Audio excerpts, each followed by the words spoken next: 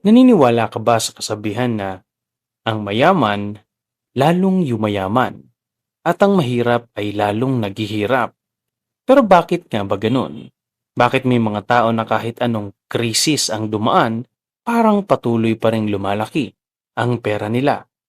Habang may mga Pilipino naman na sobrang sipag na nga, pero parang hindi pa rin makaahon sa buhay. Ang totoo, hindi lang ito tungkol sa sweldo. Hindi lang ito tungkol sa pagiging masipag. Nasa mindset ito, nasa habits, at nasa paraan kung paano humawak ng pera ang isang tao. At sa video na ito, pag-uusapan natin ang 7 habits ng mayayaman sa Pilipinas na pwedeng magbago ng financial future mo kapag natutunan at in-apply mo ito sa buhay mo. Welcome to Pera Freedom, ang channel na tutulong sa iyo tungkol sa financial freedom, tamang paghawak ng pera, negosyo, investments at pag-asenso bilang isang Filipino. Isa sa mga libro na talagang nagbago ng pananaw ng maraming tao tungkol sa pera ay ang Rich Dad, Poor Dad by Robert Kiyosaki and Sharon Lechter. At isa sa pinakamalaking lesson doon ay ito: hindi sapat ang pagiging hardworking lang. Kasi maraming tao ang sobrang sipag pero wala pa ring financial progress. Bakit? Kasi mali ang habits nila sa pera.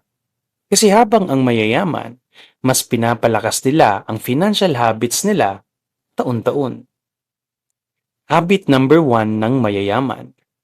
Binabayaran nila ang sarili nila muna. Kapag sumasahod ang karamihan, ano ang unang ginagawa? Bayad bills, shopping, online checkout, gala, pagkain, luho. At kapag may natira, ay doon lang mag-iipon. Ang problema, madalas walang natitira. Pero ang mayayaman ay iba. Pagpasok pa lang ng pera nila, automatic may nakatabi na agad para sa ipon, para sa investments, negosyo, at emergency fund. May dalawang empleyadong parehong 35,000 ang sweldo.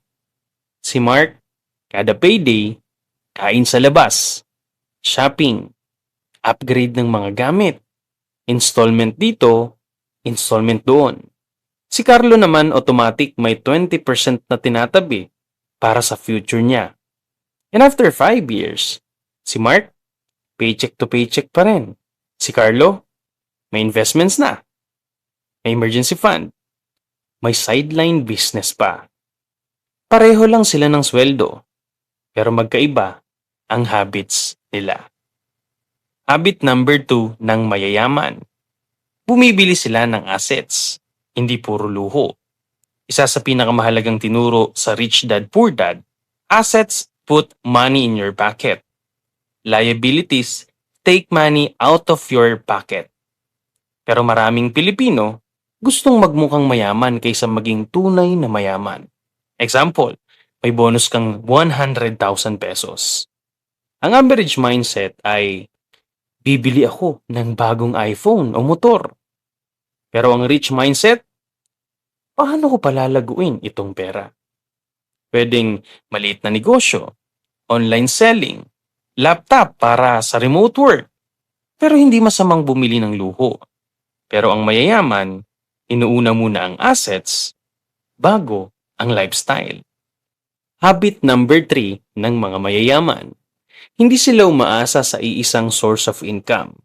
Isa sa pinaka-dangerous na mindset ay yung okay na ako basta may trabaho ako. Pero isipin mo, paano kapag nawalan ka ng trabaho? Nagkasakit ka? Nagkaroon ng crisis? Kapag iisa lang ang source of income mo, delikado talaga. Kaya maraming mayayaman, may negosyo, may investments, may sideline, may online income, may call center agent na pag-uwi galing trabaho, nag-aaral ng video editing. Noong una walang clients, nahihirapan, pagod, pero nagpatuloy siya. And after 1 year, nagkaroon siya ng foreign clients. After 2 years, mas malaki na ang kinikita niya online kaysa sa trabaho niya. Sa totoo lang maraming Pilipino ang masipag, pero hindi lahat umaasenso financially. At minsan, masakit tanggapin, pero habits talaga ang dahilan. Habit number 4 ng mayayaman. Patuloy silang nag-aaral tungkol sa pera. Ang average person, kapag may libreng oras, scroll lang sa social media. Pero ang mayayaman, ginagamit nila ang free time nila para matuto. Kasi alam nila, kapag lumaki ang financial knowledge mo, mas lalaki rin ang opportunities mong kumita. May isang tao na buong puro random videos lang ang pinapanood. Samantalang may isang tao naman na nag-aaral tungkol sa negosyo, investments, freelancing, sales, at tamang paghawak ng pera. At unti-unting nag-iiba ang mindset niya. Kaya, tandaan mo ito. Hindi sayang ang oras mo kapag nanonood ka ng videos na makakatulong sa financial growth mo.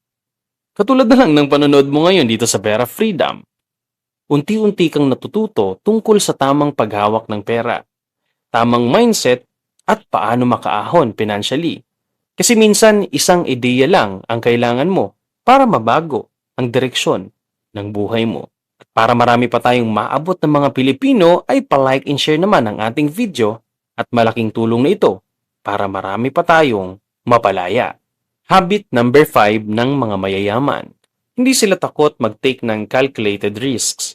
Maraming tao gustong yumaman, pero ayaw mag-risk.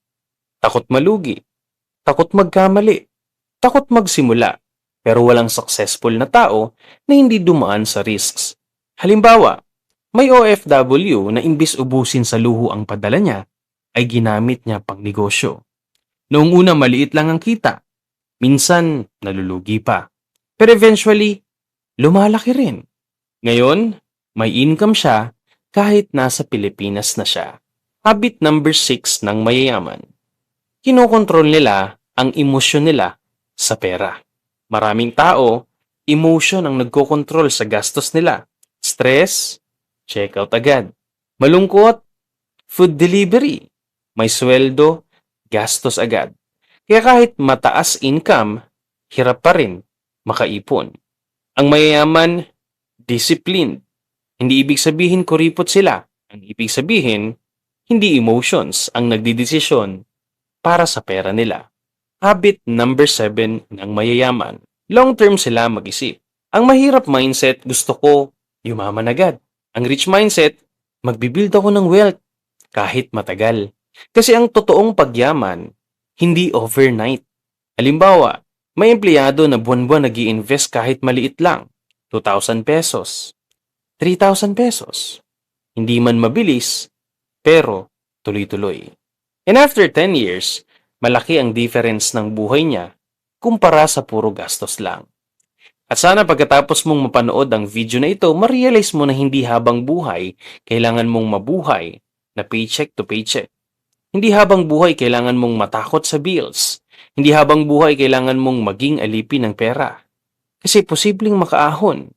Pero magsisimula iyon sa tamang habits, tamang mindset, at tamang decisions araw-araw. At kung nagustuhan mo ang mga ganitong videos tungkol sa financial freedom, negosyo, investments at pag-aasenso bilang Filipino, ay pasubscribe naman ang ating channel para updated ka sa mga susunod nating videos. At i-share mo na rin ito para mas marami pa tayong Pilipinong matulungan. Dahil dito sa Pera Freedom, malaya ka na, hindi ka na alipin ng pera.